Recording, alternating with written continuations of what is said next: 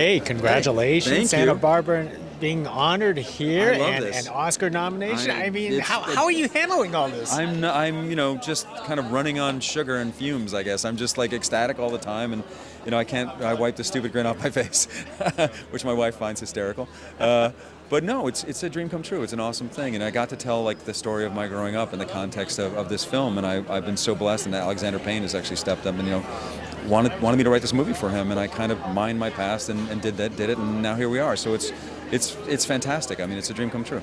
I was gonna ask like, how did you come up with the story? So was it part of your history yourself? Yeah, I mean, he gave me the log line, which was sort of odiferous, kind of ocularly challenged professor stuck at Christmas with these kids, and then he said, "Go, run, see what you can find." And I just started thinking about my mom and my uncle who raised me, and my uncle who very much is the Paul character, like a lot of the dialogue that Paul has, like for most people, life is like a hen house ladder, shitting in short. That's my uncle. So many of the things that happen in the movie, even the encounter with the hooker happened to me when I was like 10 years old in New York City with my uncle. Yeah, the Cherries Jubilee scene, that actually happened, but it was at Anthony's Pier 4 in Boston. So a lot of it was me sort of mining my childhood and sort of the arc of my coming of age with the people who basically saved me. And I just wanted to take that story and create a story of three broken people who kind of find each other and find a way to love each other and kind of heal each other in the kind of season of miracles, because I really feel like my mom taught me. My mom was a nurse for 40 years, and she'd come home from the ICU and sit on the edge of my bed and tell me these stories about people, and how she would always say, always try to be kind because you have no idea what people are going through, and that if you're kind, we can heal each other, and you become stronger in those broken places, and I wanted to say that in this movie.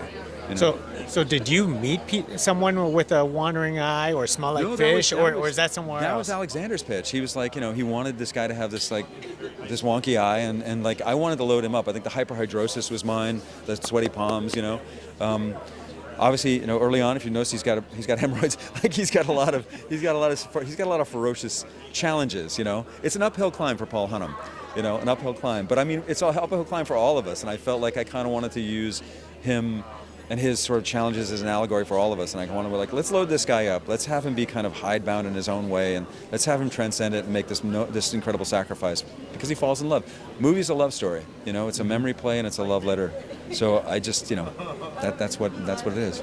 But one last thing. When there was one thing to write it down on paper, but when Paul and Alexander, Alexander directed and Paula acts in it, was it more than what you expected? Oh my God, yeah. I mean, it's funny, as a TV writer, you learn this. You learn that when you're a writer, you're making the movie in your head. When you're writing it, you're seeing it in your head, right? Yeah. And 99 times out of 100, the movie in your head is better than the thing that actually gets shot because, there are all these things that interpose themselves, and reality is different than, your ideal memory play.